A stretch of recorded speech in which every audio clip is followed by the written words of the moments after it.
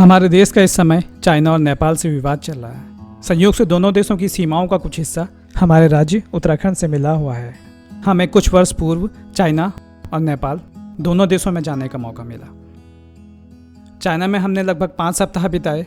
आपको यह जानकर हैरानी होगी कि नेपाल की तुलना में भारतीयों की प्रतिष्ठा चीन में अधिक है।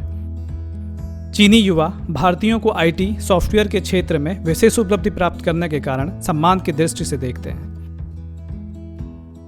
वो इस बात के लिए भी भारतीयों से प्रेरित होते हैं कि अंग्रेजी मूल भाषा न होने के बावजूद भारतीयों ने सॉफ्टवेयर में दुनिया भर में विशेष उपलब्धि प्राप्त की। इस वीडियो में बात करते हैं एक आम भारतीय के नजरिए से भारत और नेपाल के मध्य विवाद के कारण और उनके संभावित समाधान पर।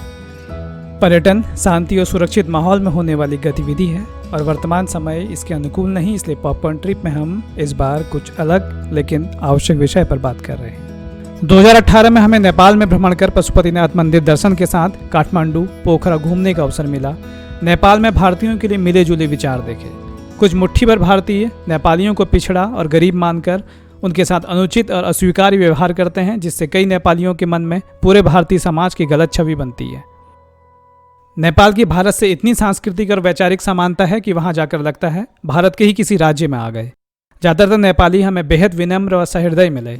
कुछ थोड़े ऐसे भी थे जो नेपाल की छवि खराब करते हैं, लेकिन उनको अपनी चर्चा में क्यों महत्व दें। नेपाल के स्वतंत्र राष्ट्र होने के कारण वहाँ का संविधान अलग है। कई बार हम अनजाने में अपने करीबियों की उपेक्षा कर बैठते हैं या सोचकर कि यह तो अपने ही हैं। इसी उदासीनता से भारतीयों और नेपालियों के बीच वर्तमान विवादों ने जन्म लिया। नेपाल को लगा कि जो सम्मान उन्हें भारत से नहीं मिला वह चीन ने उन्हें दे दिया, इसलिए नेपाल चीन के निकट जाता रहा। चीन से मिली यह आत्मीयता कितनी सच्ची है और कितना धोखा है, यह अलग विषय है। नेपाल एक लैंडलॉक्ड कंट्री है। भारत या चीन के मार्गों का उपयोग किए बिना वहां दुनिया से ट्रेड नहीं हो पाता, इसलिए नेपाल चीन के साथ भी विकल्प ढूंढ रहा है। कुछ भारतीय मीडिया भारत और नेपाल के खराब संबंधों का सारा दोष प्रधानमंत्री ओली पर डाल रहे हैं, जो सच को अनदेखा करना है। प्रधानमंत्री ओली दोषी हैं या नहीं, यह तो भविष्य बताएगा, और उनका क्या करना है यह नेपाल का लोकतंत्र तय करेगा। लेकिन हमें एक बात का ध्यान रखना होगा कि प्रधानमंत्री ओली के अतिरिक्त कुछ नेपाली भी भारतीयों के प्रति अच्छी राय नहीं रखते। इस संवेदनशील विषय पर मीडिया ट्रायल दोनों देशों के बीच वैमनस्य बढ़ाने का ही कार्य करेगा। हमें विचारों की अभिव्यक्ति की आज़ादी तो है, लेकिन अभिव्यक्त करते हुए कब हम दूसरे के विचार क्षेत्र का अतिक्रमण कर लेते हैं यह हमें पता ही नहीं चलता। कई बार हम सहज ही दूसरे पर दोषारोपण कर देते हैं अपनी गलतियों पर पर्दा डालने के लिए। लिम्पियाधुरा, कालापानी, लिपुलेख के नाम विवाद शुरू होने से पहले कितने लोगों ने सुने होंगे। यह विवाद न होता तो कितने ही भारतीयों और नेपालियों को इन जगहों के बारे में अपने जीवन काल में पता ही न चलता। ना ही ज़्यादातर लोग अब भी वहाँ कभी जाने वाले हैं। यह एक कूटनीतिक विषय है। दोनों देश सक्षम हैं इस विवाद को सुलझाने में, लेकिन इस विवाद को हाईलाइट कर भारत नेपाल के बीच के हजारों वर्षों के सामंजस्य और संबंधों को दांव पर लगा देना कहाँ तक उचित है। चाइना पिछले कई वर्षों से नेपाल की सहायता कर रहा है और उसने नेपाल में समुचित प्रचार भी किया। यह उनकी कूटनीतिक सफलता है।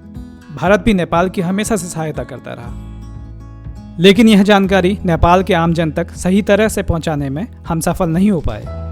भारतीय मीडिया को दोनों देशों की सांस्कृतिक समानता और समरसता से जुड़े कार्यक्रम दिखाने चाहिए। नेपालियों को नीचा दिखाने अथवा उनकी निंदा करने के बजाय ऐसे कार्य करने चाहिए जो आपसी विश्वास बनाए रखने में सहायता करें। अभी बहुत देर नहीं हुई है, सरकारें अपने स्तर से कार्य कर रही हैं। साथ ही आम भारतीय को भी अपने स्तर से नेपालियों से संपर्क कर संबंध सौहार्द बनाने चाहिए, जिससे हम अपने दोनों देशों के संबंधों में आए पतझड़ को खाद पानी देकर उनमें बसंत ले आएं। भारतीय और नेपाली संस्कृति एक दूसरे को प्रेम से जीतना सिखाती है। यही दोनों देशों की सांस्कृतिक विरासत है। दोनों देशों के आध्यात्मिक मूल्य समान हैं।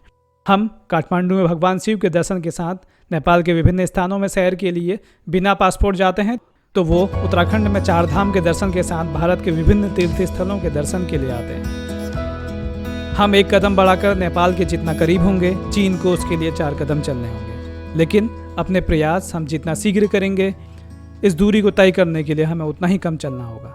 आप इस बारे में क्या सोचते हैं? अपने विचार कमेंट बॉक्स में लिखें। और हाँ, अगर आप अब तक नेपाल नहीं जा पाए तो पॉपकॉर्न ट्रिप यूट्यूब चैनल में नेपाल पर बने वीडियो को जरूर देखें और जानें हमारे बीच कितनी समानताएं हैं। आज के लिए यहीं तक, धन्यवाद।